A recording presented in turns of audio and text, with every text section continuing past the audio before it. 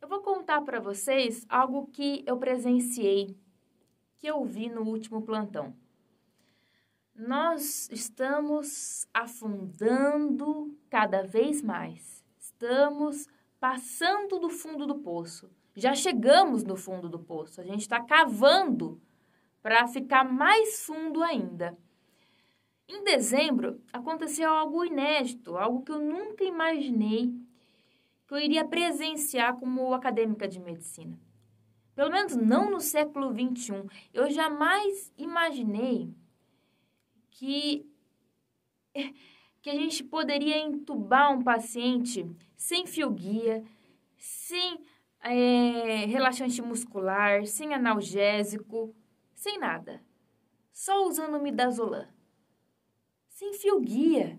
A gente aprende na faculdade os 9 passos da intubação, tudo bonitinho, os relaxantes musculares, os tipos. A gente passa horas estudando tudo aquilo.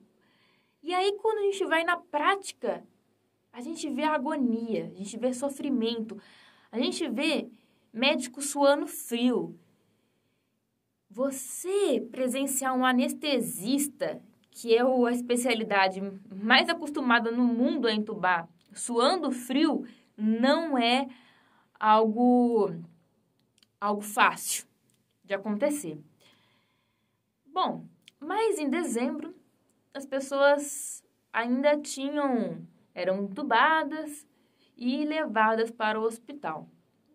O que aconteceu no último plantão é que agora acabaram as macas. Sim, o que acontece? O SAMU tem a maca própria, que ele vai levar o paciente.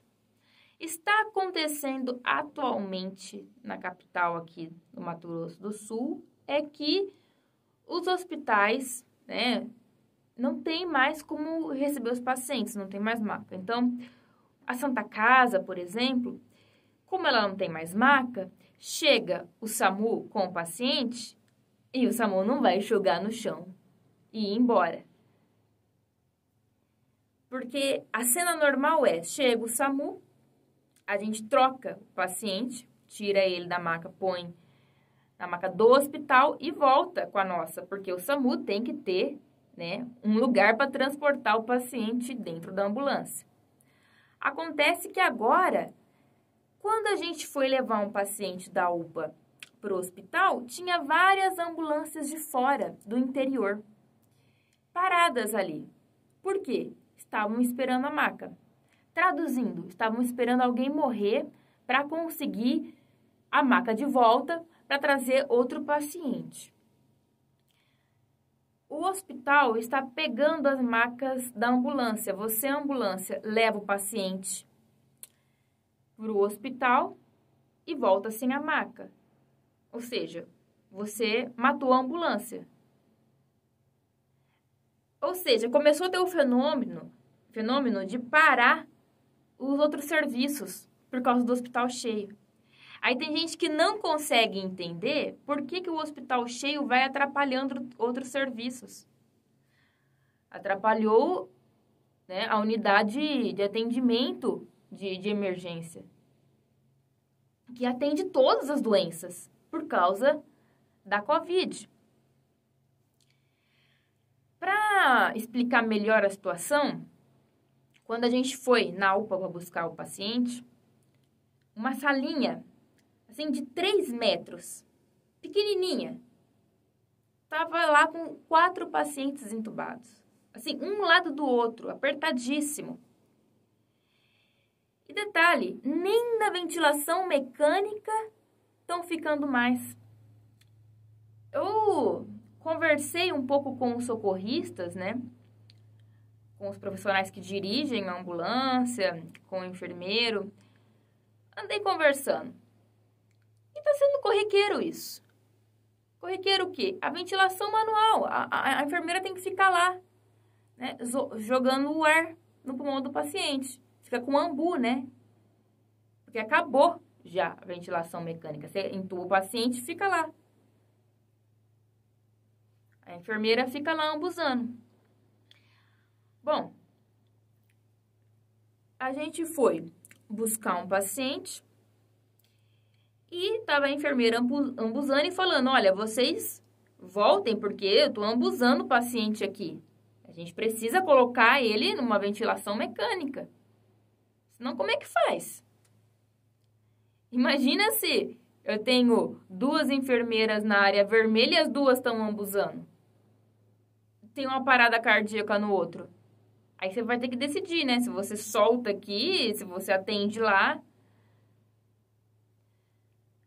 E aí, o médico, ele tinha que buscar outros pacientes daquela mesma unidade, né? Não, a gente volta. E não voltou, por quê? Porque não tem mais maca. O hospital pegou a nossa maca. O hospital ficou com a maca da ambulância. Não tinha como a gente voltar lá na UPA para pegar essa outra paciente. Então, a gente não tá dando mais nem a condição básica, nem para o paciente ir para o hospital para tentar, né, receber algum tipo de tratamento que, mesmo que faltando medicamento, etc., ele pelo menos está ali, né, com alguma assistência mais avançada, não dá mais dano. E uma capital, ela atende as cidades do interior também. Então, tá tudo virando um caos. Já se começou a escolher quem vive e quem morre. Quem é que vai? Tem uma vaga no hospital e 30 pacientes precisando. E agora? Quem é que vai? É o que está no Ambu? O que está no Ambu eu mando para o hospital? Ou eu passo um que está na ventilação mecânica que dá UPA para o hospital e coloco esse na ventilação? Começa a ficar uma coisa completamente que é um campo de guerra. Parece realmente que a gente está numa guerra mundial que está faltando tudo. Porque na hora que você entra na área vermelha da Santa Casa, até chegou a passar na televisão aqui em Campo Grande, você não consegue mais passar, porque é um trombando no outro. Tá tão entulhado de paciente que na hora que a gente chegou com mais um, a gente não tinha onde pôr. É um mar de corpo, assim, jogado ali. Um mar de corpo sobre macas que nem são mais do hospital, que são macas das ambulâncias que estão paradas ali fora, esperando alguém morrer para poder pegar a maca para tentar salvar outra pessoa. Ou seja, é uma situação que precisa ser resolvida.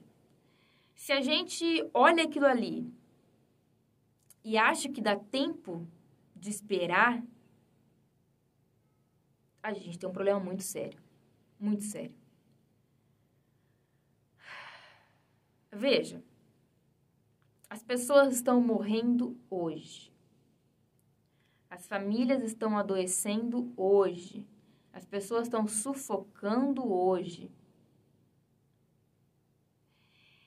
É até difícil de falar qual que é a sensação que dá de ver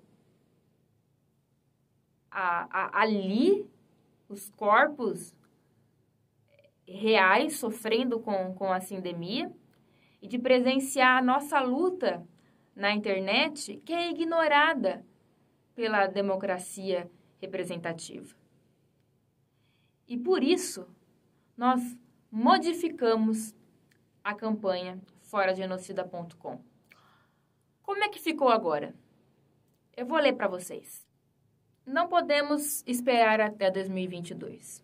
Vivemos um erro crasso, o de acreditar que estamos combatendo uma doença natural e que, portanto, cabe aos médicos e hospitais resolverem o problema. Não, a Covid é um produto político, ou melhor dizendo, biopolítico. Ela nasceu da polis, isso é, da cidade, do modo como organizamos a vida arquitetônica e cultural. Nossa ação ecológica falhou. A Covid se espalhou pelos mesmos motivos pelos quais surgiu. Os filósofos podem dizer que se trata de um fenômeno de biopolítica, a política que atinge a vida. Os cientistas criaram o termo sindemia para substituir o termo pandemia. Um conjunto de vetores de ordens distintas, mas atuando articuladamente sobre a vida humana, de modo a colocá-la em risco, é uma sindemia.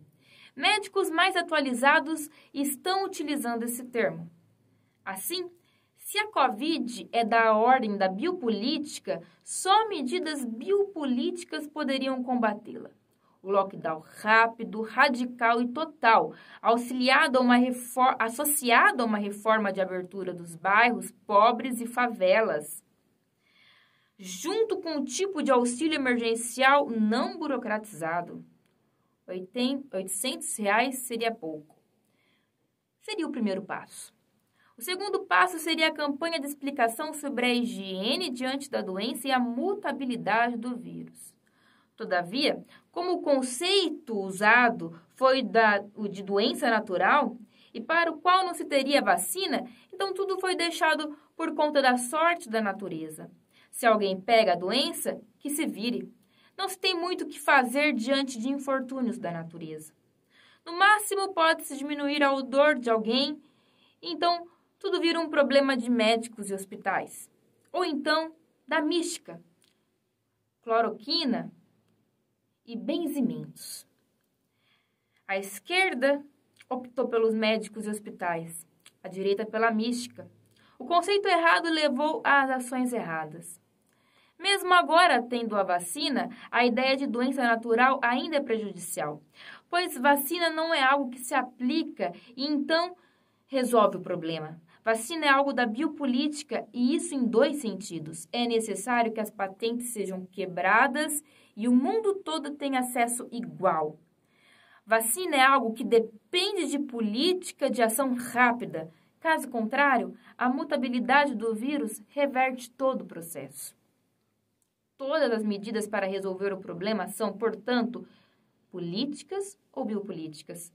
Se não tomadas, vamos viver o que vivemos com a meningite, um problema que nos anos 70 ceifou vidas exageradamente e que durou 5 anos. Podemos passar 5 ou mais anos no quadro dessa sindemia. Isso pode ser agravado assustadoramente se outras sindemias aparecerem. A única ação real que resolve o problema é tirar o maior entrave político que temos e que fez com que tudo ocorresse do modo errado que ocorreu. Temos de realizar o impeachment de Bolsonaro. Com ele no governo, nenhuma atitude racional será tomada. Todos sabemos disso. Esperar a via eleitoral para parar as mortes é colaborar com o genocídio que ele promove. É um crime igual ao dele, talvez pior.